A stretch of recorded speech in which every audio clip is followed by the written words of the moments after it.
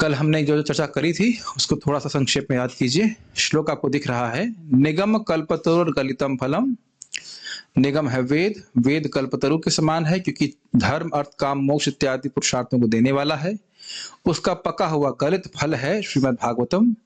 ये सुख मुखाद अमृत द्रव्य संयुतम, यानी सुखदेव गोस्वामी के मुख से निस्सृत हुआ है, प्रकट हुआ है, इस कारण से अमृत द्रव अमृत रस से संयुक्त है। इसमें अमृत रस है। पिबत भागवतम रसम, इस भागवत रूपी रस को, इस रस रूपी भागवत को पियो। कब तक पिए? आलयम, जब तक मुक्त नहीं हो जाते, और मुक्ति के बाद भी पियो। कितना पिए? मोहु, बार बार पियो। अहो, अहो मतलब आश्चर्यजनक है। हे रसिका भूमि भाव का, भूमि मतलब पृथ्वी, रसिका में मतलब जो लोग रसिका मतलब जो लोग भगवान के रस को जानते हैं, रसज्ञ, रस भगवान रस है, रसो वैसा रस भगवान है, भगवान को जानने वाले, भाव का जिन्होंने भगवान के प्रति भाव को जागृत कर लिया है। तो अब हम लोग प्रभुपाद जी के अनुवाद को पढ़ रहे हैं। हे विज्ञ एवं भावुक जनों, वैदिक साहित्य रूपी कल्प वृक्ष के इस पक्व फल श्रीमद् भागवतम को जरा चखो तो। यह श्री सुखदेव गोस्वामी के मुख से निस्सृत हुआ है, अतएव यह और भी अधिक रुचिकर हो गया है। यद्यपि इसका अमृत रस मुक्त जीवों समेत समस्त जनों के लिए पहले से आस्वाद्य था। उम्मीद है कि जूम पे आवाज सबको ठीक आ रही होगी।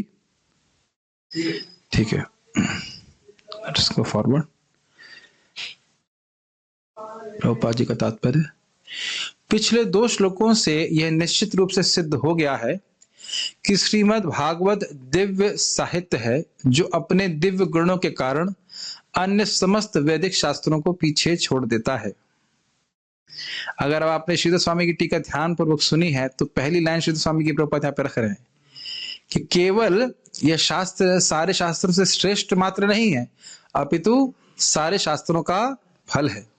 तो मुझे अब समझाना बहुत आसान होगा। अगर आपने टीका पढ़ ली तो प्रभुपाद का तात्पर्य बड़ी आसानी से समझ आ रहा है। इसमें देखने वाली बात यह है कि सभी वैदिक शास्त्रों को क्यों पीछे छोड़ देता है। कर्मकांड से श्रेष्ठ है, ज्ञान कांड से श्रेष्ठ है, और देवता कांड से भी श्रेष्ठ है। किसी को याद है कि कर्मकांड से श्रेष्ठ क्यों है? क्या बताया आपने? आपने बताया ही नहीं, मालूम कैसे चलेगा? नहीं बताया ना मैंने, आउट ऑफ कोर्स क्वेश्चन है ना ये। कर्म कांड में क्या होता है? हिंसा होती है, स्पर्धा होती है, वो सब नहीं है यहाँ पे।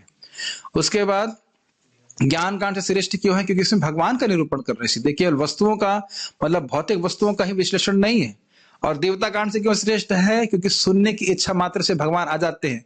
क्या अन्य शास्त्रों को सुनने से ऐसा होता है? नहीं होता है। तो ये बातें सब बताई गई थी, इसलिए वैदिक शास्त्रों को पीछे छोड़ देता है बोलना है। ये भूप हटा दीजिए, मेरे को मतलब सांस लेने में दिक्कत होती है। यह समस्त लौकिक कार्यकलापों तथा लौकिक ज्ञान से परे है। स्पष्ट है, कर्मकांड ज्ञान कांड से परे। इस श्लोक में बताया गया है कि श्रीमद् भागवत न केवल उत्कृष्ट साहित्य है, अपितु यह समस्त वैदिक साहित्य का परिपक्व फल है। आपको समझाना है इसमें, न सिर्फ सारे शास्त्रों से श्रेष्ठ है, अपितु सभी शास्त्रों का फल ही है। शास्त्रों को खूब पढ़ रहे हैं, मग रहे हैं, मगना कहते हैं मतलब याद कर रहे हैं, घोंट रहे हैं, इसका यह फल हुआ कि व्यक्ति श्रीमद् भागवतम को श्रवण करे। जैसे पेड़ उगाने में बहुत मेहनत होती है, बीज डाल रहे हैं, पानी डाल रहे हैं, बहुत ध्यान रख रहे हैं, उसका उद्देश्य यह है ना कि फल प्राप्त हो, और फल ही प्राप्त नहीं हुआ तो पेड़ उगाने का मतलब क्या हुआ? तो इसीलिए सारे शास्त्रों को पढ़ने का निष्कर्ष यही है कि व्यक्ति को श्रीमद् भागवतम का श्रवण करने का मौका प्राप्त हो। जैसे एक बार मैं लखनऊ में था और वहां पे हमारे मोहल्ले में हम कुछ किताब वितरण कर रहे थे। एक व्यक्ति के पास गए और उनसे पूछा कि आपको ये हरे, मतलब वो बोल रहे, मैं कृष्णा बुक उनको दे रहा था, उन्होंने ली भी बाद में, लेकिन पहले बोले बेटा मुझसे तुम उपनिषदों का कोई भी मंत्र पूछो, कोई भी मंत्र पूछो उपनिषद का, मैं बताऊंगा तुमको। मैंने वो हरे कृष्ण मंत्र पता है? वो मुझे पता नहीं। कली संतरण उपनिषद का जो हरे कृष्ण मंत्र है यह नहीं पता है, और बाकी सारे उपनिषद के मंत्र वह जानते हैं। तो आप देख सकते हैं कि जो सार मंत्र है वो नहीं जानते, सारे उपनिषदों का पढ़ने का तात्पर्य यह है कि व्यक्ति हरे कृष्ण मंत्र को जाने और जप करे, कीर्तन करे, लेकिन वह नहीं कर रहे थे। तो इस प्रकार से आप देख रहे हैं कि लोग भ्रमित हैं, बहुत अन्वेषण भी कर रहे हैं लेकिन समझ नहीं पा रहे। अन्वेषण मतलब खोज कर रहे हैं लेकिन पता नहीं चल रहा है कि शास्त्रों का सार क्या है। ठीक है, दूसरे शब्दों में यह सभी वैदिक ज्ञान का नवनीत है, सार है। सारम सारम समुद्रतम। यस, ये जीव गोस्वामी पाद की टीका से प्रभुपाद लिखे हैं। सारम सारम समुद्रतम, जैसे दूध को दही बना जाता है, दही को मथा जाता है, तो जो दूध की सार वस्तु है वो क्या है श्रीनाथ जी प्रभु? मक्खन। यस, लेकिन मक्खन ऐसे नहीं प्रकट होता, मंथन करते हैं तब प्रकट होता है। तो करके मथ करके सारे शास्त्रों का, वेदों का, वेद अगर मान लिया जाए कि क्या कह सकते हैं, दूध है या दही है, जो भी करें, उसको मथ करके श्रीमद् व्यासदेव जी उसे सार वस्तु श्रीमद् भागवतम के रूप में हमारे सामने प्रस्तुत कर रहे हैं। तो जब जिसको मक्खन मिल जाएगा तो दही की तरफ क्यों देखेगा? समझ गए? यस।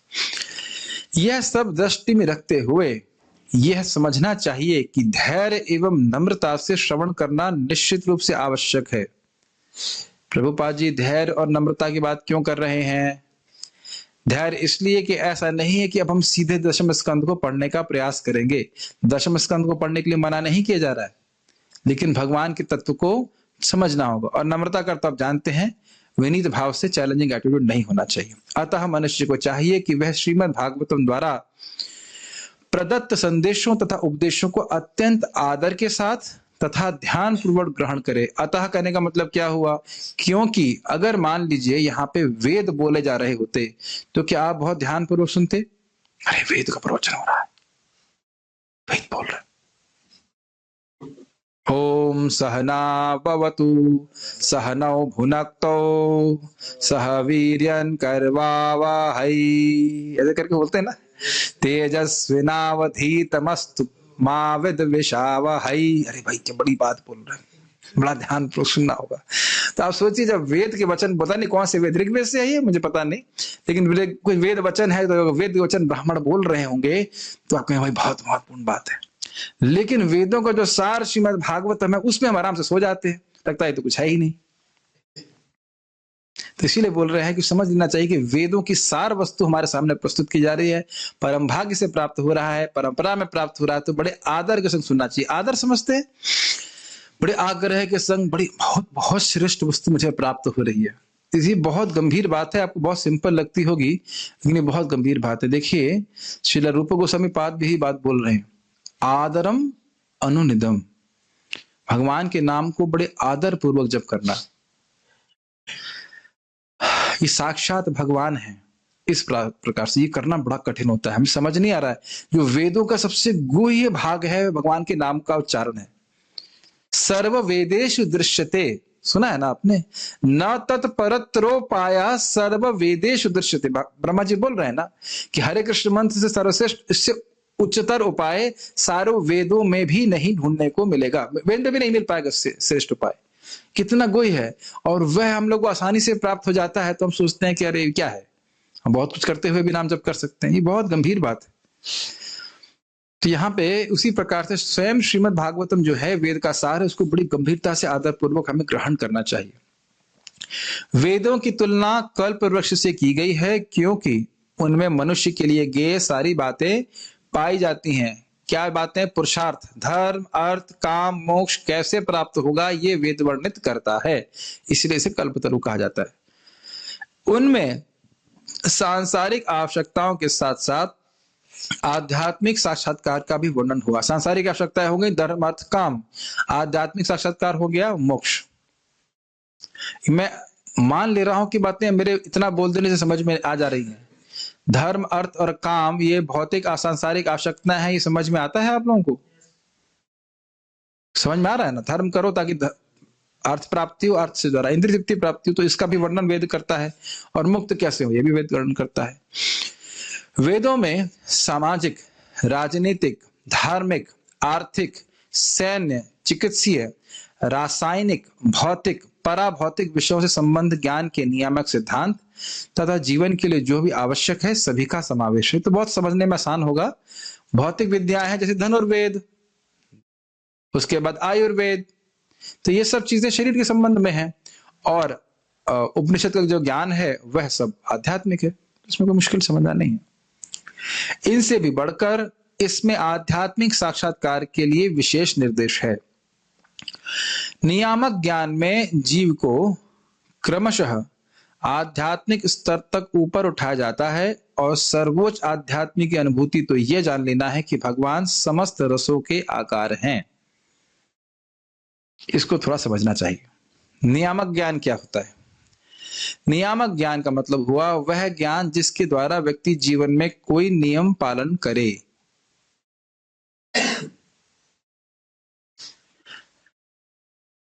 संध्या के समय खाना नहीं चाहिए, 6-12-6, तो ये नियम हुआ कि नहीं? सोना नहीं चाहिए, 6-12-6, कौन बोल रहा है? वेद का वचन। साइंस नहीं बोलती, साइंस संबंध में कुछ नहीं बोलती है, लेकिन वेद वचन है कि सूर्य उगने के बाद उठना नहीं चाहिए, इसीलिए लोग उठते नहीं है। कहने का मतलब है कि सूर्य उगने के पहले उठना चाहिए। हाँ, आपने सही बोला प्रभु, सूर्य उगने के बाद उठना नहीं चाहिए। इसका मतलब क्या है? सूर्य उगने के पहले उठना चाहिए, इसीलिए हम सूर्य उगने के बहुत बाद में उठते हैं, 9 बजे 10 बजे। एक छोटा सा बात मैं आपको बताऊंगा कि युधिष्ठिर महाराज भीष्म पितामह से पूछते हैं, कलयुग में लोगों की उम्र क्यों कम है? कलयुग में लोगों की उम्र क्यों कम है? तो कहते हैं एक कारण यह है कि सूर्य उदित होने के व्यक्ति बाद में उठता है, ये कारण है।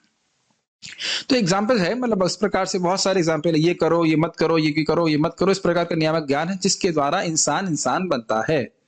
समझ रहे हैं? और जब इस प्रकार से वर्णाश्रम की व्यवस्था है तो उसके अनुसार जो नियम है उससे व्यक्ति धीरे धीरे आध्यात्मिक स्तर पर उठता है। प्रभुपाद जी से एक व्यक्ति ने, उनके शिष्य ने पूछा, प्रभुपाद जी मैं 4 नियम पालन कर रहा हूँ, लगता है कि मैं डिवोटी बन गया हूँ। तो प्रभुपाद जी ने कहा, ना, अभी तुम इंसान बने हो। इंसान बने हो, डिवोटी तो बहुत आगे की बात है, अभी तुम इंसान बने हो। तो जब व्यक्ति कम से कम 4 नियमों का पालन कर रहा है, कुछ धर्म का पालन कर रहा है, तो वो इंसान बनता है। उसका उद्देश्य क्या है?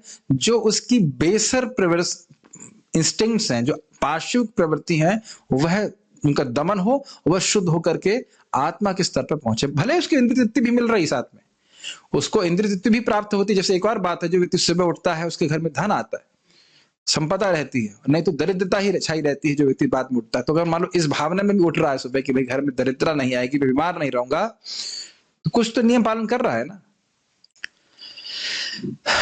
और सर्वोच्च आध्यात्मिक अनुभूति तो यह जान लेना है कि भगवान समस्त रसों के आकार है। मतलब कर्म कांड उसने किया, ज्ञान कांड किया, समझ में आया मैं आत्मा हूं, लेकिन ये सर्वोच्च अनुभूति है जब व्यक्ति यह समझे कि भगवान कृष्ण ही सारे रसों के स्रोत हैं। रसो वै सह रसम ही लब्ध्वा आनंदी भवति। इसको हमने श्रीधर स्वामी की टीका में पढ़ा था ना कल, कि रस कौन है?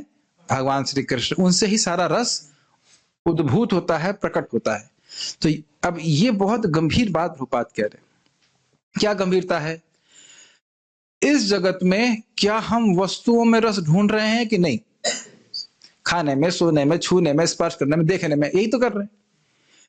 तो हम नहीं समझ पा रहे हैं कि रस वास्तविक रूप से कहां से आ रहा है? कहां से आ रहा है? कृष्ण से। कृष्ण को देखे, कृष्ण का बारे में श्रवण करे, कृष्ण का प्रसाद ग्रहण करे, कृष्ण से संपर्क करे, कृष्ण की सेवा करेगा, तब उसको रस प्राप्त होगा। रसराज श्री कृष्ण है। Are you able to understand? और गंभीरता में जाइए, हमें रस यानी एक विशेष प्रकार का सुख मिलता कैसे है? जब हम कोई सेवा करते हैं। तो अब दोनों बातों को जोड़ लीजिए, रस के आगार हैं कृष्ण, और रस हमें कैसे मिलता है? सेवा करके। तो हमें यह सर्वोत्कृष्ट अनुभव यह है कि हम ये समझ जाएं कि कृष्ण की सेवा करके ही मुझे सर्वोच्च रस प्राप्त होगा। मैं कृष्ण का, सीधे शब्दों में कहें, मैं कृष्ण का दास हूं, मुझे कृष्ण की ही सेवा करनी है, और कृष्ण की सेवा करके ही मैं सुखी होऊंगा। ये सर्वोच्च साक्षात्कार है। Highest realisation that I am a servant of Krishna. नहीं समझ में आ रही बातें? ठीक। इस भौतिक जगत में उत्पन्न होने वाले प्रथम जीव ब्रह्मा से लेकर एक शूद्र चींटी तक सारे जीव इंद्रियों द्वारा कोई ना कोई रस प्राप्त करने के इच्छुक रहते हैं। क्या मैं यही बात समझा रहा था या कुछ और बोल रहा था? यही बोल रहे थे ना कि हर जीव चाह रहा है, सोच रहा है ये सुख मिल जाएगा, वहां सुख मिल जाएगा, वहां सुख मिल जाएगा। इन इंद्रिय सुखों को पारिभाषिक रूप से रस कहा जाता है। पारिभाषिक मतलब बाय डेफिनेशन, यानी कि कोई इंद्रिय तृप्ति करता है। When we serve our senses we get some pleasure, that pleasure is called rasa, taste. जब अपनी इंद्रियों को हम इंद्रियों के द्वारा कुछ सेवा करते हैं या इंद्रियों की सेवा करते हैं, कुछ भी मान लीजिए, तो उसके द्वारा हमें एक विशेष प्रकार का सुख मिलता है जिसको रस कहते हैं। वो रस प्राकृत होता है, भौतिक होता है, क्योंकि उस कुछ समय के बाद वह गायब हो जाता है। विजय प्रभु, रस किसको कहते हैं? जो इंद्रियों को सुख दे वो रस कहते हैं। हाँ, आप कह सकते हो, लेकिन इंद्रियों के द्वारा हम कुछ इंद्रियों की तृप्ति करते हैं, कोई सेवा करते हैं, तो उसका हमको द्वारा रस प्राप्त होता है।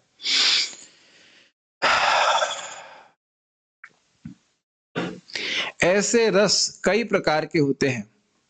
प्रामाणिक शास्त्रों में 12 रसों के नाम इस प्रकार गिनाए गए हैं। रौद्र, क्रोध, अद्भुत यानी आश्चर्य, श्रृंगार दाम्पत्य प्रेम यानी पति पत्नी का प्रेम, हास्य मतलब प्रहसन, वीर यानी शौर्य, दया करुणा, दास्य दासता, सख्य मैत्री भाव, भयानक यानी भय, विभत्स आघात, शांत मतलब उदासीनता, तथा वात्सल्य माता पिता का स्नेह।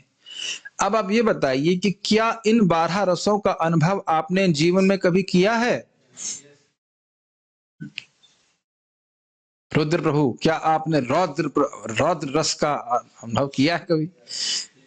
कभी क्रोधित हुए किसी पे? यस, बहुत बार। अद्भुत तो आप सब लोग देखते हैं, अरे क्या बात है, क्या बात है, ऐसा करते हैं, आश्चर्य, ठीक है। श्रृंगार का हम लोग ने किया नहीं है, भगवान से प्रार्थना है हम लोग करे भी नहीं है कि नहीं। जो भक्त लोग किए हैं और समझते हैं, दाम्पत्य प्रेम इत्यादि, पति पत्नी का, लड़की लड़की का आसक्ति इत्यादि। हास्य तो अभी आप लोग हंसे ही, है कि नहीं। वीर, परशुराम, आपने कुछ किया है?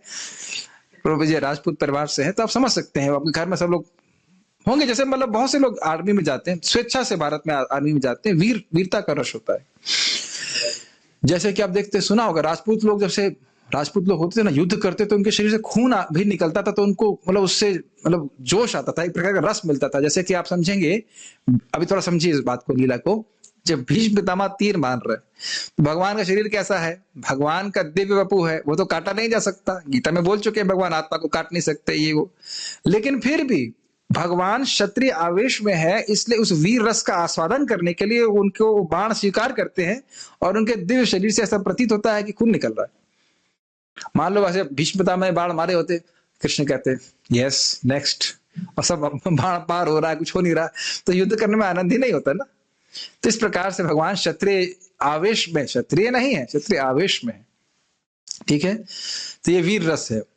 लेकिन हम भगवान पे चले गए, यहाँ पे तो हम देखते ही हैं इस प्रकार का वीर रस लोग ग्रहण करते हैं। दया, कभी आपको किसी पे दया आई है? आता ही है। कभी कभी आप देखिए, यहाँ पे जो कुत्ते टहलते रहते हैं, उन पर कितनी दया आती है, बेचारे ठंड में है, परेशान है। Is it not? कोई भी डिवोटी को, भक्त होगा, उसको दया आती है, किसी पे भी दया आती है। मान लो कोई व्यक्ति गरीब है या कोई व्यक्ति पागल होकर ऐसे पागल से घूम रहा है, दया नहीं आती आपको? चाहे कोई संबंध भी ना हो, तो वह भी एक प्रकार का रस है जो हम अनुभव करते हैं। दास्य, ये तो बहुत अच्छा है, दास्य बहुत अच्छा रस है। अगर आप महसूस करें कि हम तो भक्ति कंटेक्स्ट में महसूस करते हैं कि हम भक्तों के दास हैं, श्रील प्रभुपाद जी के दास हैं, गुरु महाराज के दास हैं, बहुत अच्छा भावना आती है, बहुत सुंदर। We feel so much protected by that kind of shelter, rasa. लेकिन इस जगत में भी लोग अनुभव करते हैं कि हम भाई हमारे सर हैं, हम उनकी सेवा करेंगे, ठीक है। सख्य तो जानते ही हैं, दोस्ती। भयानक, ये तो बहुत बार देखा हो, कहीं एक्सीडेंट देख लेते हैं, क्या नहीं देख सकते ऐसे करके, ठीक है ना। इस रस का अनुभव मैंने किया है एक बार। हमारे मुझे याद, हमारे सारन ठाकुर, मैंने बताया था, सारन ठाकुर का एक्सीडेंट हुआ, पूरा उनके शरीर में खून खून था, देख के मैं एकदम भयभीत हो गया, बेहोश हो गया। तो वह भी एक रस है।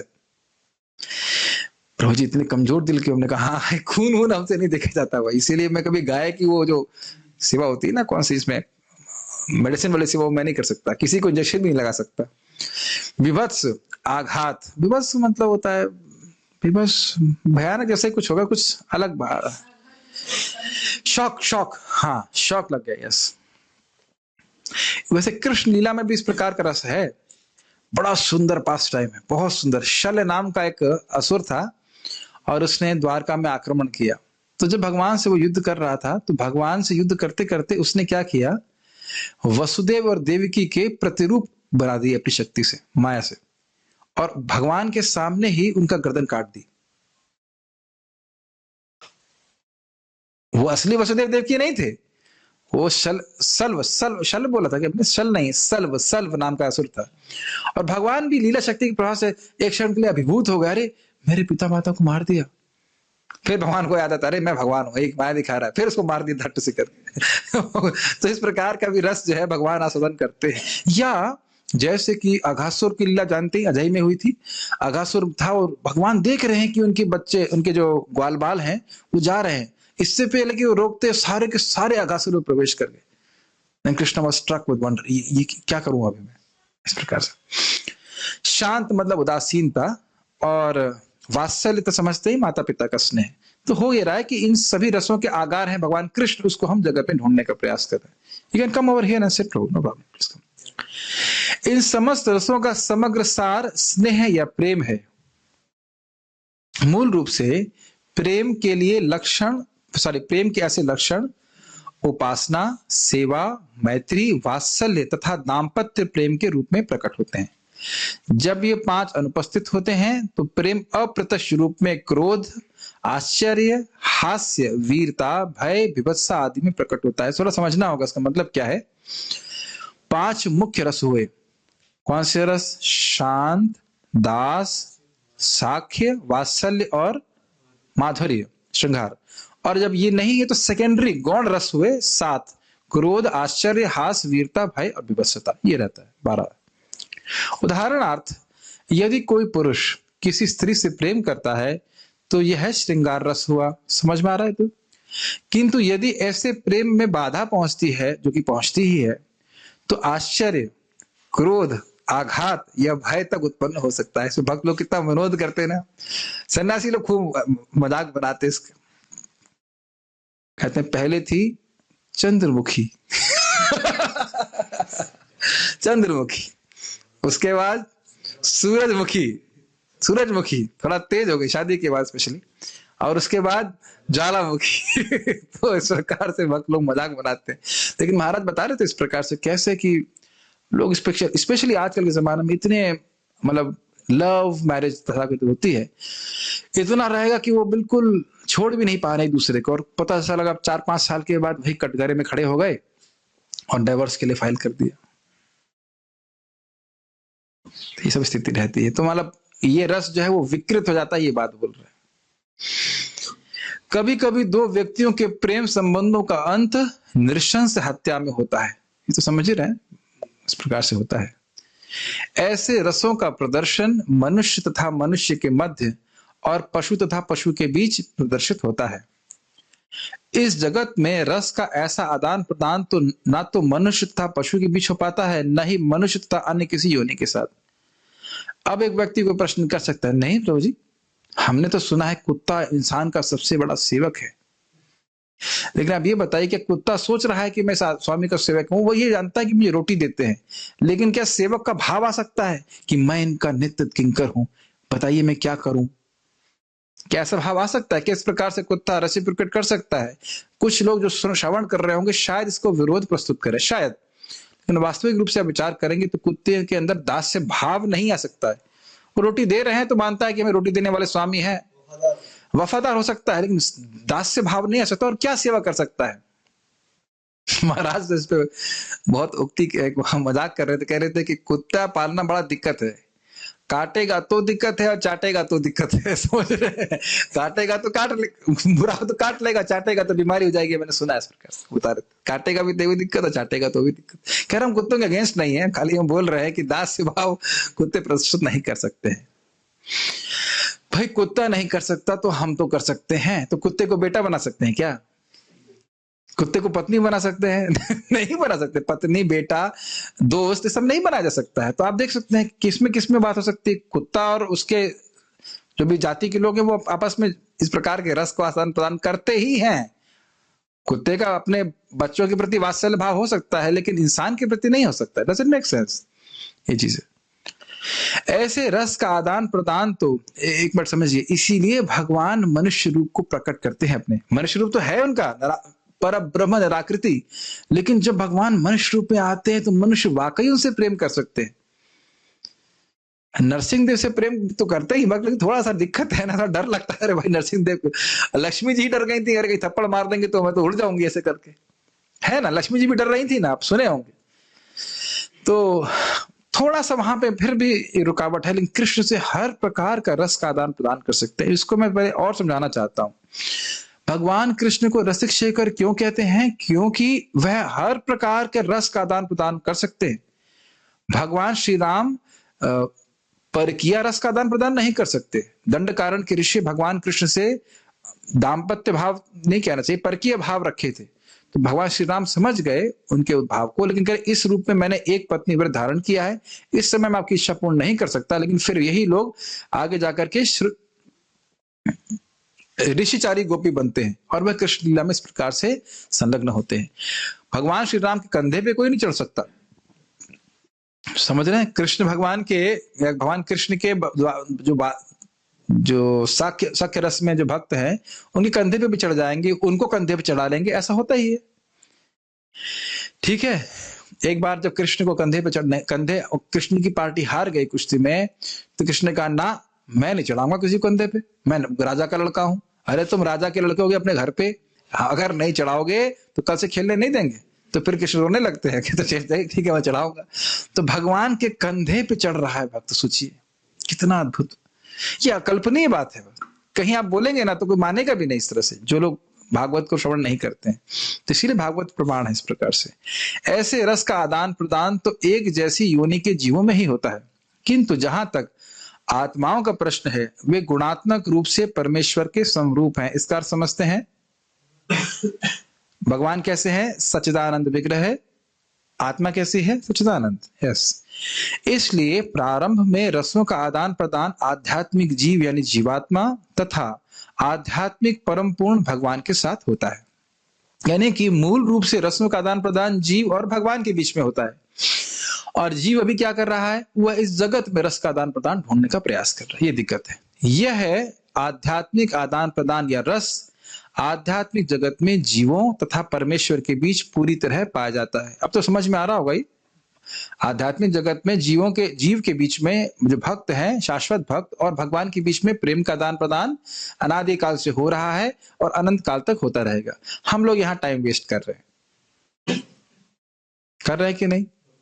नहीं कर रहे हैं टाइम वेस्ट, बिल्कुल टाइम वेस्ट कर रहे हैं। विजय कृष्णा, आपको लगता है टाइम वेस्ट कर रहे हैं? यस। जो लोग भक्ति नहीं कर रहे हैं वो वास्तविक टाइम वेस्ट कर रहे हैं।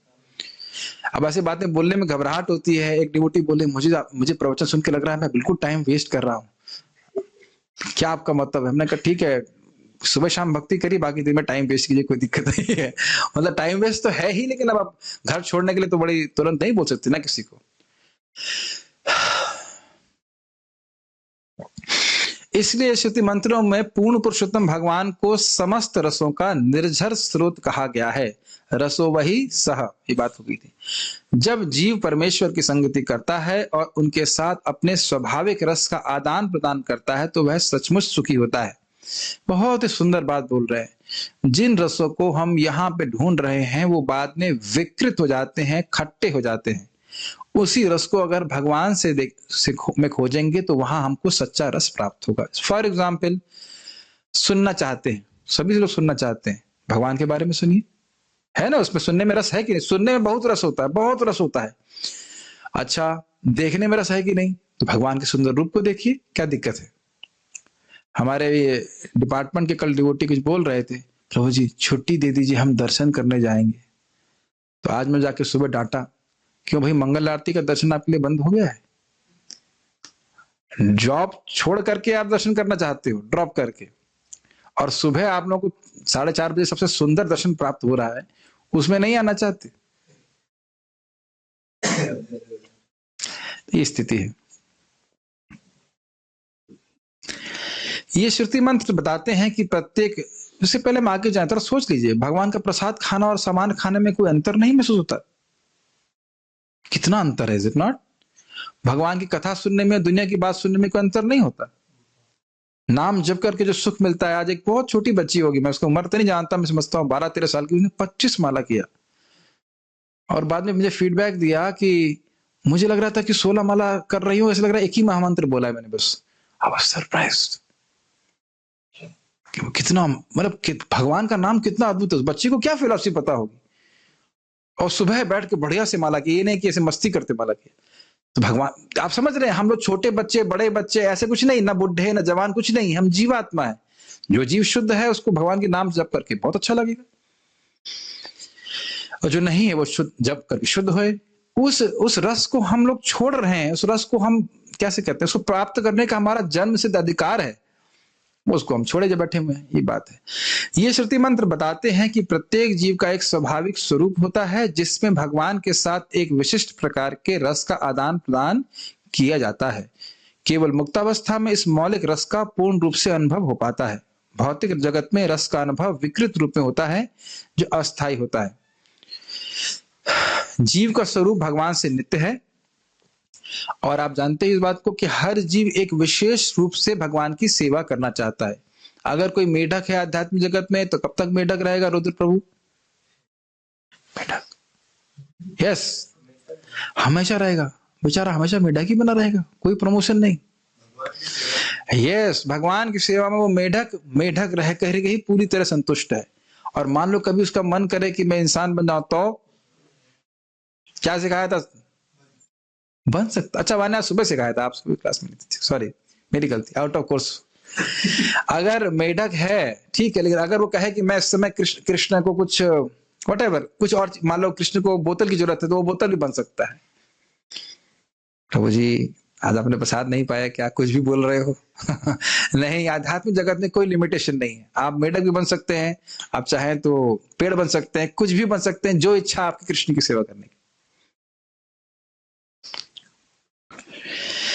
लेकिन जब हम पूरी तरह से मुक्त होंगे तभी इस प्रकार की सेवा की भावना कि मैं किस रूप से मैं कृष्ण की सेवा करना चाहता हूं, वो प्रकट होता है हृदय में।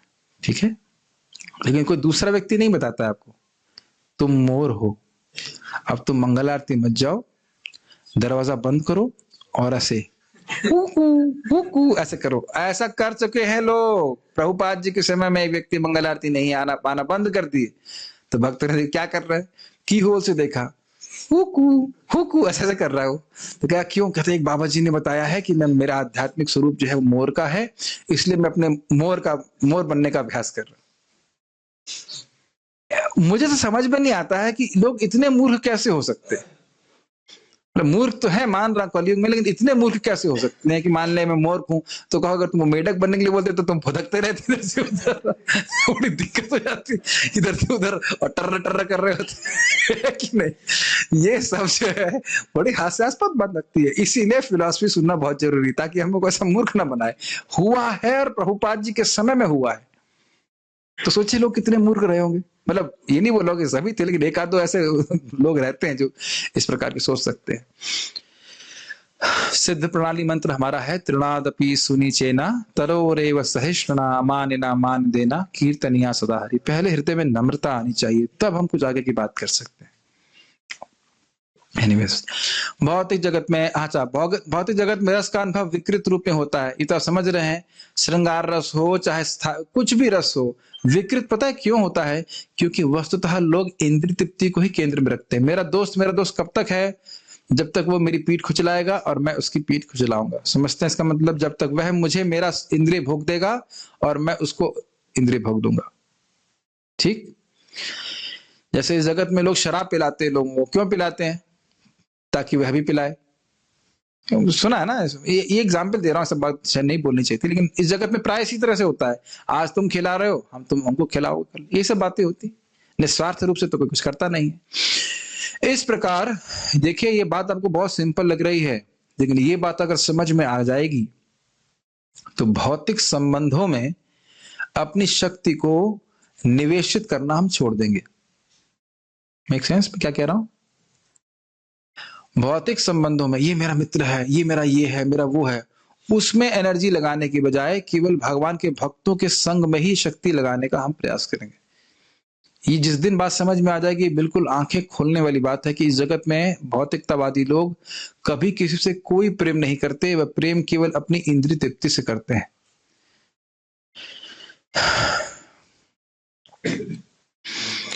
इस प्रकार भौतिक जगत में रस का प्रदर्शन रौद्र, क्रोध आदि आदि भौतिक रूप में होता है। अतएव जो व्यक्ति कार्यकलापों के मूल तत्व रूप इन विभिन्न रसों का पूर्ण ज्ञान प्राप्त कर लेता है, वही मूल रसों के छद्म स्वरूपों को भौतिक जगत में प्रतिबिंबित होते समझ सकता है। हिंदी बड़ी कठिन हो गई। वो जो समझ रहा है कि भगवान से रस होते हैं और उन रसों को विभिन्न विकृत, प्रतिबिंबित, रिफ्लेक्टेड रूप में मैं जगत में देख रहा हूं, तो फिर वह इन जगत के रसों से वह प्रभावित नहीं होगा। बार बार प्लीज ध्यान दीजिएगा, बार बार हमारा मन हमको इन रसों को, इन भौतिक रसों को बेचना चाहता है। मेरी बातें समझ रहे हैं? थोड़ी इनडायरेक्ट वे में समझना होगा आपको। अरे मेरा दोस्त, अरे पत्नी, अरे प्रेमिका, अरे माँ, अरे ये, अरे वो। अगर इन संबंधों का आधार कृष्ण नहीं है और ये संबंध अगर हमें कृष्ण से नीचे लेके आ रहे हैं, तो फिर इस संबंधों को काटने में हमें देरी नहीं करनी चाहिए। मैं ये नहीं कह रहा हूं कि परिवार को छोड़ दीजिए, ये सब बात नहीं बोल रहे हैं, लेकिन यह संबंध अगर हमें कृष्ण से रोक रहे हैं तो फिर हमें इसको एटलीस्ट इसके प्रति न्यूट्रल हो जाना चाहिए, अगर हम छोड़ नहीं सकते तो। अब पत्नी कह रही है भजन मत करो, या बच्चा कह रहा है पापा जप मत करो, तो फिर उधर नहीं देखना चाहिए। Make sense?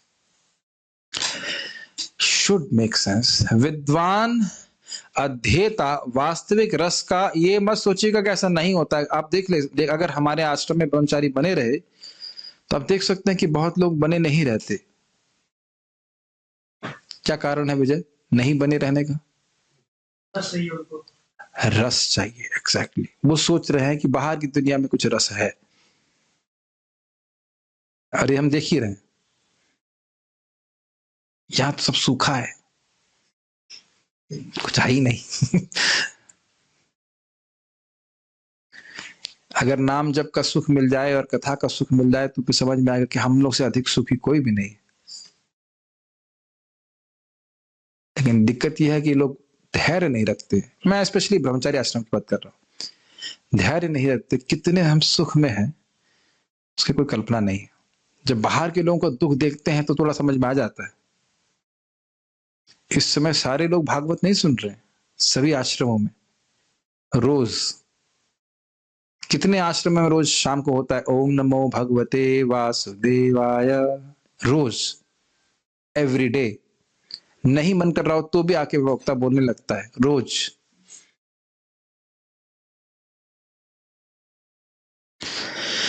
प्रारंभ में आज सब्जी का क्या रेट है? कार्तिक एग्जाम बताओ, आलू का क्या रेट है आज? अरे भागवत का प्रश्न थोड़ा कर रहा हूं, इतना पूछ रहा, आलू का रेट क्या? इतना तो बता दो बेटा, आलू का दाम बताओ। दाल का रेट तो पता होगा।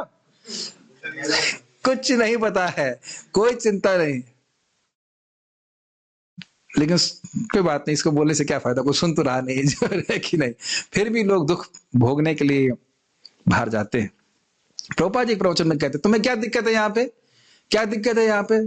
फिर भी लोग छोड़ रहे हैं। खाने को मिल रहा है, रहने को मिल रहा है, सब कुछ व्यवस्था है, फिर भी छोड़ रहे हैं लोग दुख भोगने के लिए। एक हमारे ब्रह्मचारी थे, वो बहुत अच्छा सेवा करते थे, बहुत अच्छा मृदंग बजाते थे। मैंने सुना फिल्म इंडस्ट्री में चले गए, 20 घंटे काम कर रहे हैं। अब पता नहीं अब क्या स्थिति है। उस वक्त मैंने सुना था, बड़ा दुख लगता है। पता नहीं क्या भगवान मति कर देते हैं, क्या उसकी मति होती है। तो अब वृंदावन में से रहने को मिला और वहां से चला गया लीला स्थली में।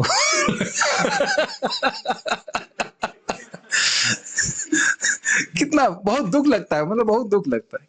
कहाँ रे, कहीं जाना ही था तुम्हें, नहीं कहाँ तो चला गया। बस बात यह है कि हम रस को ढूंढ नहीं पाते, रस समझ नहीं पाते, इस कारण से इधर उधर ढूंढ रहे हैं और केवल दुख प्राप्त होगा।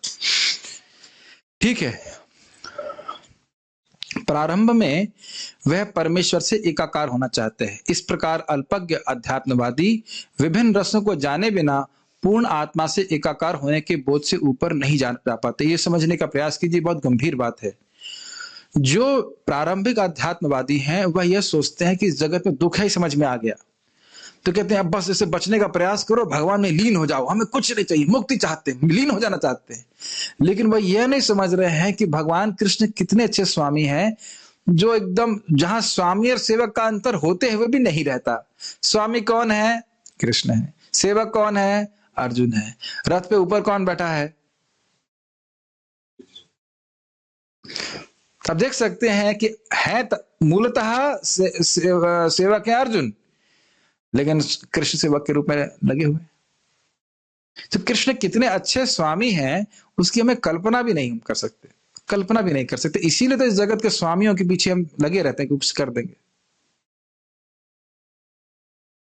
एक दिन की घटना है, मुझे बहुत अच्छा लगा सुन करके इसको, कि हमारा कुछ फार्म का कुछ काम था, तो उस दिन उस एक मंत्री से मिलने के लिए हमें जाना था, और वो मंत्री 5:30, मैं जीवन में एक ही बार किया, मुझे उसके बाद बहुत घृणा हो गई कि 5:30 बजे उस मंत्री को आना था। तो हम वहां पर 5 बजे बैठ गए थे ठंड में बाहर जाकर के, कार लगा करके, और आया, और वो आए और बाहर आकर के कुछ देखे भी नहीं और कुछ किए भी नहीं।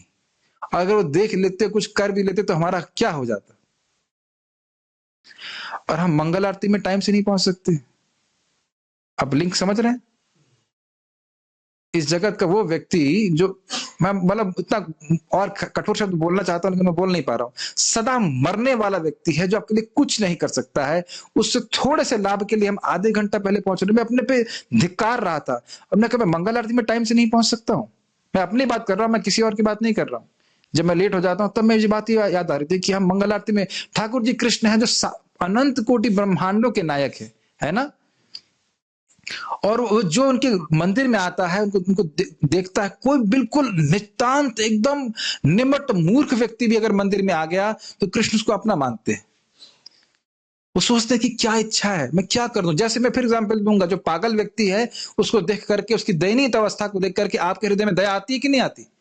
हम उसको अपने पे कुछ नहीं लगता है कि मैं बहुत दयनीय अवस्था में हूं, लेकिन आपको बहुत दया आती है। तो कृष्ण के सामने जाने से भगवान ऐसे ही हम पर कृपा करने वाले हैं। और जब हम सामने जाते हैं, अरे सुबह ठंड में स्नान करके मेरे पास आया है, कितना प्यारा भक्त है मेरा। आप समझे मेरी बात को? तो मैं खाली ये बात कर रहा था कि हम लोग इस जगत में स्वामियों को ढूंढते रहते हैं, लेकिन वो स्वामी हमारा, शब्दों में कहें, तेल निकालना चाहते हैं, हमसे प्रेम थोड़ा करते। लेकिन कृष्ण छोटी से छोटी सेवा को भी भक्त की बहुत बड़ा करके देखते। एक नामोच्चारण करने वाले के प्रति क्या मति है? क्या है ये? मदियो अयम सर्वथा मद रक्षणीयो, ये व्यक्ति मेरा है और इसकी रक्षा करना मेरा कर्तव्य है। ऐसे कृष्ण, ऐसे स्वामी हैं। तो उन स्वामी की सेवा छोड़कर जगत के स्वामी की सेवा करने से क्या होने वाला? जगत के स्वामी मतलब जगत में जो स्वामी बनकर घूमते हैं उनकी बात कर रहे हैं। आचार्यगण बोलते हैं कि जो व्यक्ति सम्राट की सेवा कर रहा हो वह छोटे छोटे निम्न क्या कहेंगे, जमींदारों की क्या सेवा करेगा? जो कृष्ण की सेवा कर रहे हैं वह देवताओं की सेवा क्यों करेगा? तो ये बात इसलिए बोली जा रही है क्योंकि जगत में वो दुख का अनुभव करते हैं और वह ये नहीं जानते कृष्ण कितने प्रेमी स्वामी हैं। इस कारण से कृष्ण की सेवा को वो ध्यान नहीं देते, कृष्ण की सेवा को त्याग देते हैं। ये है निर्विशेषवादियों की स्थिति। समझ में आ रहा है? इस श्लोक में यह निश्चित रूप से कहा गया है कि वह आध्यात्मिक रस जिसका आस्वादन मुक्त अवस्था में भी किया जाता है, श्रीमद् भागवत के साहित्य में अनुभव किया जा सकता है, क्योंकि यह वैदिक ज्ञान का पक्व फल है। इस दिव्य साहित्य का विनीत भाव से श्रवण करने पर मनुष्य मन वांछित पूर्ण आनंद प्राप्त कर सकता है। कुछ बातें समझनी होंगी।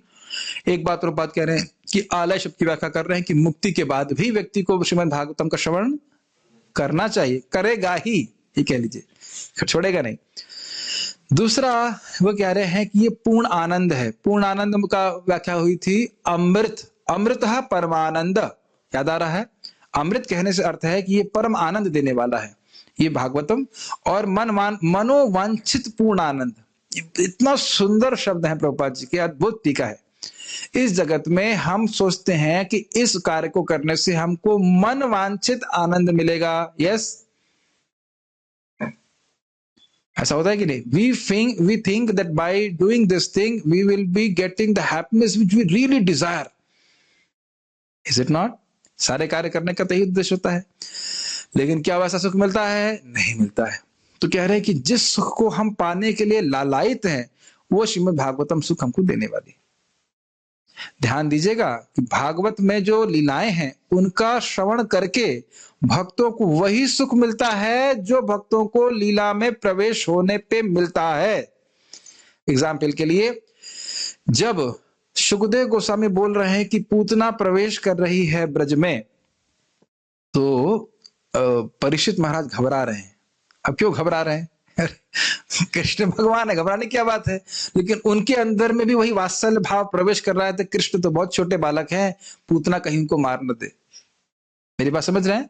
ये बहुत गंभीर और बहुत ही उच्च कोटि की विचार है। मतलब मैं नहीं कर रहा हूं, आचार्यों से सुना है इसलिए बोल रहा हूं। ऐसे एग्जाम्पल आपको और दूंगा। कुलशेखर महाराज हुए, एक राजा हुए साउथ इंडिया के, बड़ा सुंदर रोचक घटना है। तो वो नित्य रामायण पढ़ सुनते थे, लेकिन पंडित लोग वो बात नहीं बोलते थे कि मतलब उनका जो है वो मन डिस्टर्ब हो जाए। तो एक दिन एक पंडित जी नहीं आए, जो भी हो गए, उन्होंने बता दिया कि माता सीता को रावण हार के ले गया, माता सीता को रावण हार के ले गया, चलो। और सीधे उसने सेना बाहर निकाल ली, हम युद्ध करेंगे, ये वो। और इतना आवेश में राजा बोल रहा है, मना कैसे करते? रावण तो पहले ही मर चुका है, कौन बताया उनको? तो फिर इतने में एक व्यक्ति दौड़ दौड़ के आया, अरे राजा भाई, राजा जी घबराइए मत, वो भगवान राम ने माता रावण को मार करके माता सीता को ले। अच्छा ठीक है ठीक है, फिर वापस चले। फिर सब आप कहेंगे पागल है क्या? वो पागल नहीं है, वो इस प्रकार से उस भाव में, लीला में प्रवेश कर जाते हैं। ऐसे एक बार महाप्रभु की लीला हुई, उसमें एक ब्राह्मण के घर में गए। वो क्या कूर्म ब्राह्मण था, जहां तक मुझे समझ रहा है, कूर्म ब्राह्मण था। और उसने महाप्रभु को न्योता दिया, प्रसाद खिलाया। तो वह भी भगवान श्री राम का भक्त था। जब महाप्रभु लौट के दोपहर में आए उसके पास, तो कहे कुछ प्रसाद बना नहीं। कहते हैं अभी लक्ष्मण जो है, वो लीला पढ़ रहा था, लक्ष्मण जो है कुछ लाए नहीं है, तो माता सीता ने कुछ बनाया नहीं है। तो महाप्रभु बड़े प्रसन्न हुए। तो एक भक्त बोल रहे थे कि अगर आप मान लीजिए सुबह 9 बजे पहुंचे टिवुटी किचन में, और कर्णामत प्रभु बोले अभी तो लक्ष्मण जी कुछ लाए नहीं है, इसलिए माता सीता ने बनाया नहीं, तो आप हम लोग प्रसन्न होने वाले नहीं है। लेकिन महाप्रभु उनके भाव को देख करके बहुत प्रसन्न हुए। तो इस प्रकार के उच्च कोटि के भाव वाले भक्त हैं कि लीला श्रवण करते करते वो उसी में निमग्न हो जाते हैं। ठीक है, तो इस प्रकार का आनंद देने वाली है। किंतु मनुष्य को ऐसे श्री भगवान के नाम के बारे में भी है कि प्रभुपाद बहुत सुंदर अनुवाद करते हैं कि जिस सुख का इच्छा जीव कर रहा है, उसको पूर्णामृत स्वादनम, है ना, सुना? पूर्ण अमृत का, पूर्ण आनंद का सागर है, उसको देने वाला है ये हरे कृष्ण मंत्र, हरि नाम। किंतु मनुष्य को, परम पूज्य बीबी गोविंद महाराज बोलते हैं, you do not know how much nectar is there if you chant Hare Krishna and hear Hare Krishna. Actually बोलते हैं, आपने सुना महाराज जी को? महाराज कई बार बोलते हैं कि अगर आप अटेंटिव चैंटिंग करते हैं तो कितना आनंद है उसमें, उसको समझ नहीं सकते आप।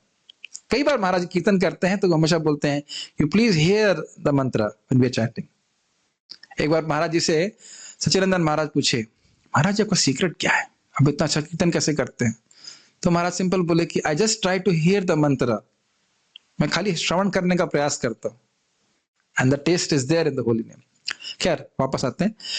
किंतु मनुष्य को इस बात में अत्यंत सावधानी बरतनी होगी कि इस संदेश का श्रवण सही स्रोत से किया जाए। श्रीमद् भागवतम को पूर्णतः उपयुक्त स्रोत से ही प्राप्त किया गया है।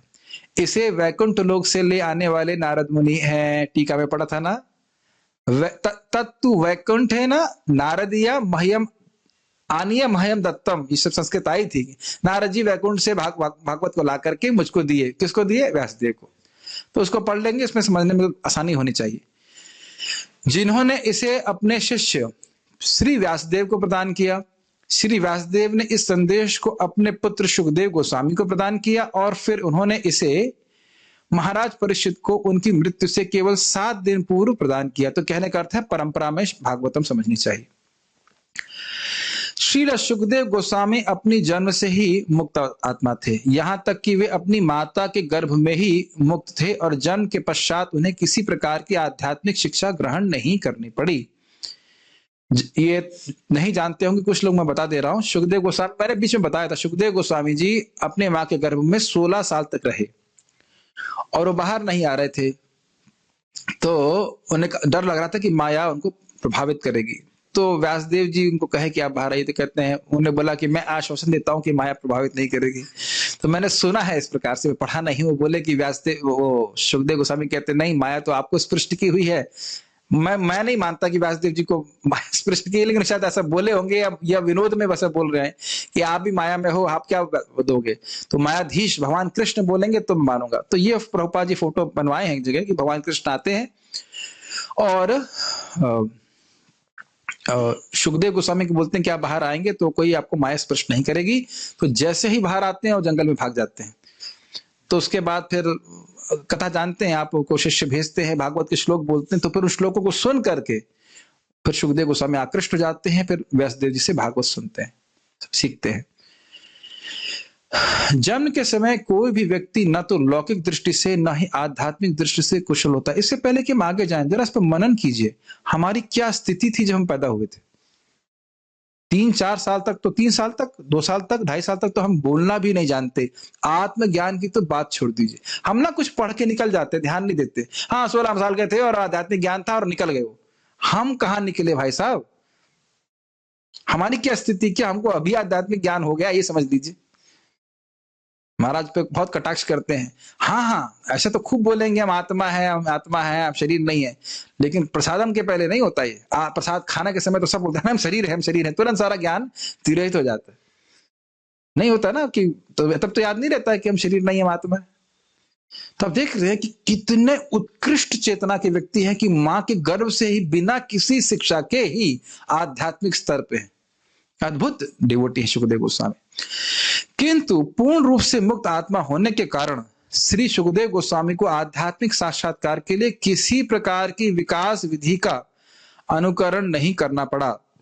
विकास विधि मतलब उपनयन संस्कार और भी संस्कार होते हैं, गुरु के पास जाना, ब्रह्मचारी के रूप में रहना, सेवा करना, ये सब कुछ नहीं था। पहले से मुक्त पुरुष थे। अपितु तीनों गुणों से परे पूर्ण रूप से मुक्त पद पर स्थित रहकर भी वे उन पूर्ण पुरुषोत्तम भगवान के उस दिव्य रस के प्रति आकर्षित हुए जिनकी अर्चना मुक्त जीवों द्वारा वैदिक मंत्रों से की जाती है। परमेश्वर की लीलाएं मुक्त जीवों को संसारी लोगों की अपेक्षा अधिक आकर्षक लगती हैं। भगवान कभी भी किसी भी दृष्टिकोण से निराकार नहीं है।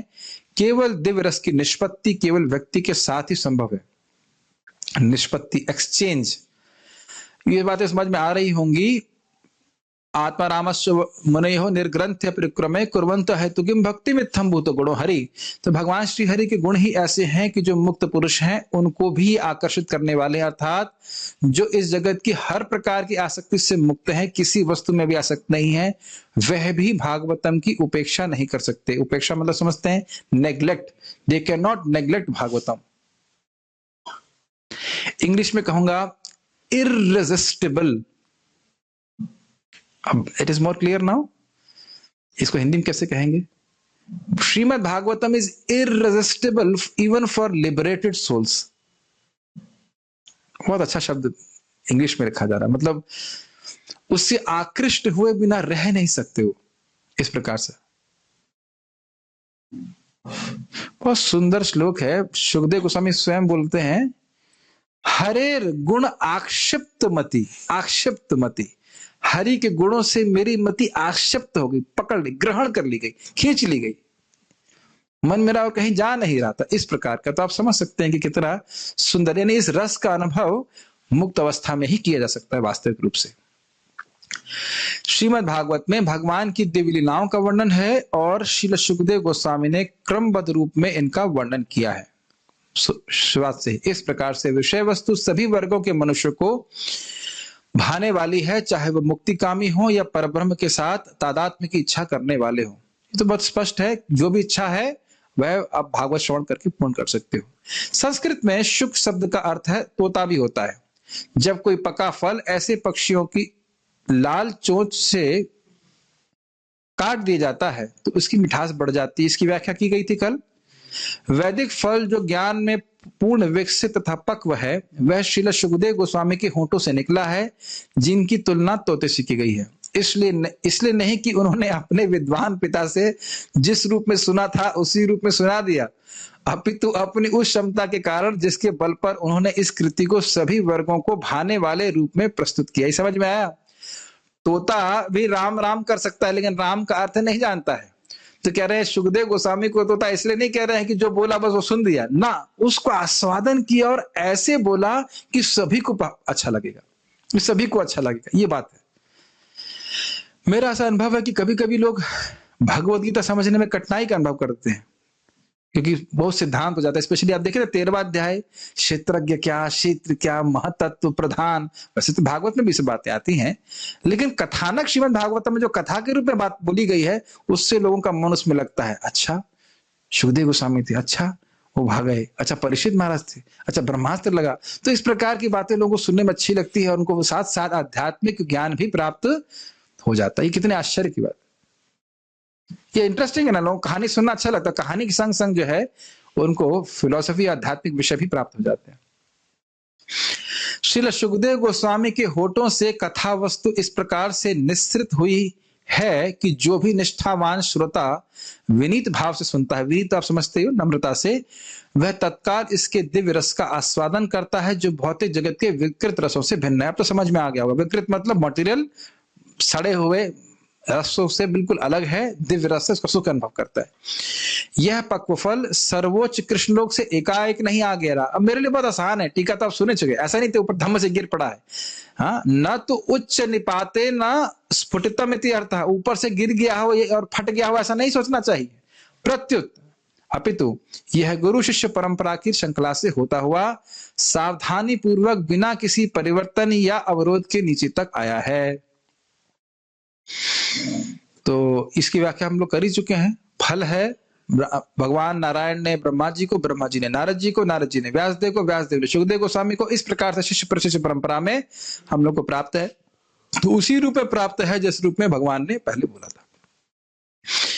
ऐसे मूर्ख लोग जो दिव्य गुरु शिष्य परंपरा से संबंध नहीं है, वे रास नृत्य के सर्वोच्च दिव्य रस को उन सुखदेव गोस्वामी के चरण चिन्हों का अनुगमन किए बिना समझने का प्रयत्न करके भयंकर भूल करते हैं, जिन्होंने इस फल को दिव्य अनुभूति के अवस्थानुसार अत्यंत सावधानी से प्रस्तुत किया। क्या कहने का अर्थ है?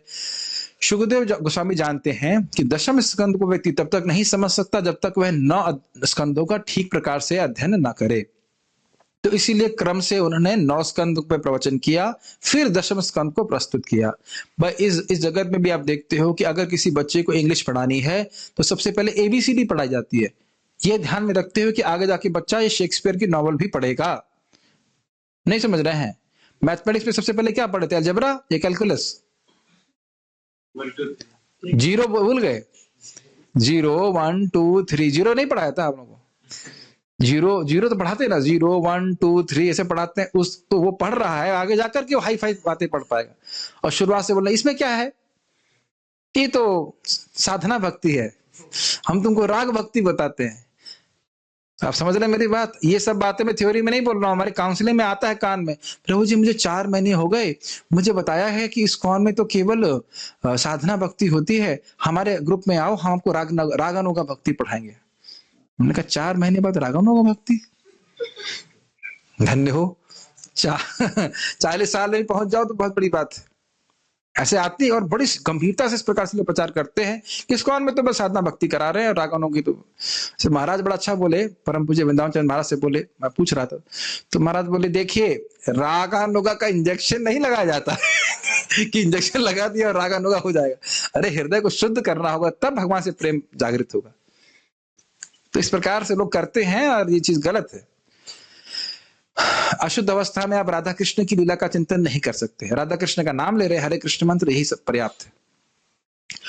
मनुष्य को चाहिए कि सुखदेव गोस्वामी जैसे महापुरुषों को ध्यान में रखकर श्रीमद् भागवत की स्थिति को जाने, जिन्होंने विषय का प्रतिपादन बड़ी सावधानी से किया। अब तो समझ में आ रहा होगा, सिस्टमेटिकली पढ़े। भागवत की यह शिष्य परंपरा बताती है कि भविष्य में भी श्रीमद् भागवतम को ऐसे व्यक्ति से समझा जाए जो श्रील सुखदेव गोस्वामी का पूर्ण प्रतिनिधित्व करता हो। जो सुखदेव गोस्वामी का प्रतिनिधित्व करेगा वह सीधे दशम स्कंद में नहीं प्रवेश करेगा, वह क्रम से पढ़ेगा, ठीक है ना। कथा को पार नहीं करेगा, गाना बजाना बना करके वह पार नहीं होती कथा, समझ रहे ना। केवल डायरी से नहीं पढ़ाएगा, भागवतम से पढ़ाएगा। होता है संगीत में कथा होती है, वो डायरी से भागवत रख देते हैं लेकिन डायरी से पढ़ाते हैं। डायरी में लिखा है इसके बाद ये बोलना है, इसके बाद ये बोलना है, और ये बस कथा पार कर देंगे, ऐसे हो जाएगी। इसीलिए जानबूझ करके चाहे कुछ ही लोग आए, मैं ये प्रस्तुत करने का प्रयास कर रहा हूं कि श्रीमद् भागवतम कितनी गंभीर है।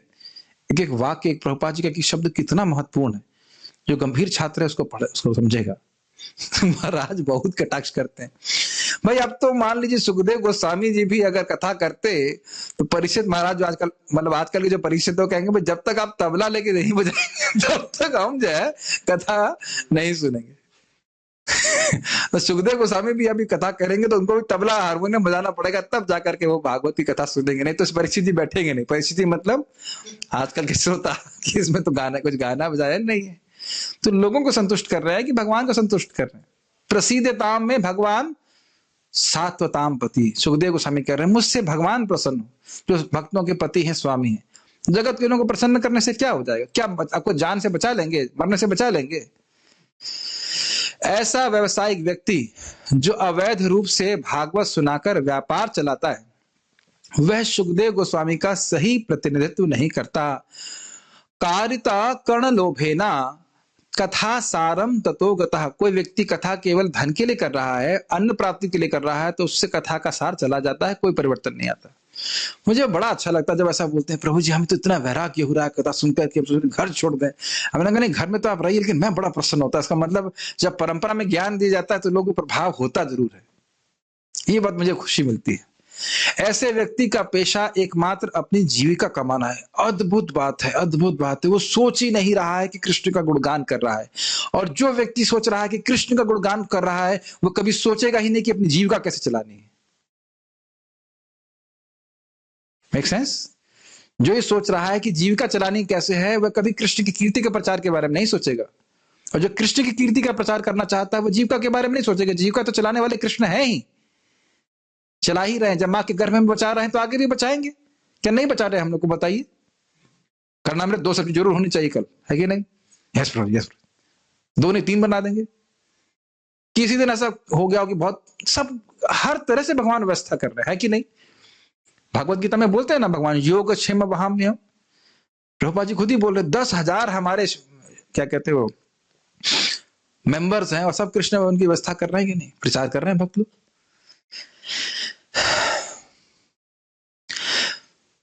बहुत अच्छी बात बोलते हैं प्रभुपाद। अतः ऐसे व्यवसायी व्यक्तियों के भाषण नहीं सुनने चाहिए। ऐसे व्यक्ति इस गंभीर विषय को समझने की क्रमिक विधि का अभ्यास के बिना सीधा गुहितम अंश को सुनाते हैं। इवन यहाँ कल भी मैं चक्रवर्ती पाद की टीका का अनुवाद कर रहा था, तो उसका जो लास्ट वाला भाग है वो थोड़ा हाई हो गया। तो फिर मैं पहले भी इसकी व्याख्या नहीं किया, अभी भी सोच रहा हूँ कि इसकी व्याख्या करनी चाहिए कि नहीं। It is just not for new people at all. तो देखना पड़ता है कि सामने वाले श्रोता के अधिकार क्या है, उसके अनुसार बोलना चाहिए। और मेरा क्या अधिकार है? वे समान रूप से रास नृत्य की कथा वस्तु में गोता लगाने लगते हैं, और मूर्ख किस्म के लोग इसका बुरा अर्थ लगाते हैं। मतलब क्या सोच रहे हैं कि कृष्ण और गोपियों की जो लीला है वह स्त्री पुरुष का संबंध है। कुछ लोग इसे अनैतिक बताते हैं, और अन्य लोग अपनी मूर्खतापूर्ण व्याख्याओं के द्वारा इस पर पर्दा डालने का प्रयास करते हैं। समझ रहे हैं? कुछ लोग सोच रहे हैं कृष्ण खराब व्यक्ति थे, और कुछ लोग कहते हैं इसको जस्टिफाई करने का प्रयास करते हैं। अब पता नहीं कैसे करते हैं, प्रभुपाद जी जानते होंगे अधिक बारे में, लेकिन ऐसे करते हैं। उन्होंने श्रील सुखदेव गोस्वामी के चरण चिन्हों पर चलने की लेश मात्र इच्छा नहीं रहती। मतलब वह क्रम से भागवत को नहीं समझना चाहते। अतः निष्कर्ष यह निकलता है कि रस के गंभीर छात्र को श्रील सुखदेव गोस्वामी से चली आने वाली शिष्य परंपरा से भागवत का संदेश प्राप्त करना चाहिए, जिन्होंने भागवत का वर्णन दिव्य विज्ञान के विषय में अल्प ज्ञानी उन संसारी लोगों की तुष्टि के लिए किसी मनमाने ढंग से नहीं, अपितु शुरू से सुनियोजित ढंग से प्रारंभ किया। मतलब जो व्यक्ति शुरुआत से श्रीमद् भागवतम पढ़ेगा, श्रवण करेगा, तो उसके हृदय का शुद्धिकरण होगा, और तब जाके भागवतम की दशम स्कंद को ठीक प्रकार से समझ पाएगा। श्रीमद् भागवतम को इतनी सावधानी से प्रस्तुत किया गया है कि निष्ठावान तथा गंभीर व्यक्ति तुरंत वैदिक ज्ञान के इस पक्व फल का आनंद सुखदेव गोस्वामी या उनके प्रामाणिक प्रतिनिधि के मुख से निःसृत अमृत रस का पान करके उठा सकता है। एक बात मैं जरूर कहना चाहता हूं कि अगर हमने इस प्रकार से गंभीरता से श्रीमद् भागवतम का श्रवण किया है, तो कभी भी इस प्रकार के जो प्रोफेशनल कथाकार हैं उनकी कथा में रुचि आ ही नहीं सकती। अपितु वो कानों को एकदम पीड़ा देने वाला लगता है कि क्या कर रहे हैं, क्योंकि उनका उद्देश्य समझ में आता है इस प्रकार से। वे कृष्ण की कीर्ति का प्रचार नहीं करना चाहते। ठीक है, तो हम कल से चक्रवर्ती पाद का अर्थ लेंगे। यहाँ पे किसी को प्रश्न है तो मैं देख सकता हूं। भगवान के अवतार जो 3 वर्ग हैं, अंशावतार, गुणावतार, शक्तावतार, उसके बारे में समझ नहीं आया तो मैंने समझाया कहां जो समझ में आएगा। इसको आप 1.3.28 जब उसका प्रवचन होगा तब वहां समझाएंगे। तब तक आप श्रवण करते रहिए, उससे पहले इसका उत्तर नहीं दिया जाएगा।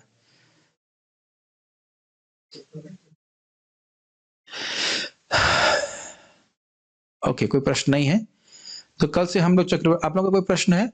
ठीक है, तो यहाँ पे रुकते हैं हम लोग। अभी हम लोग पारायण करेंगे श्रीमद् भागवतम का। कल से हम लोग शीला चक्रवर्ती पाद की टीका को हम लोग पढ़ेंगे 1.1.3 पे। बहुत सुंदर टीका है, उसको भी देखेंगे।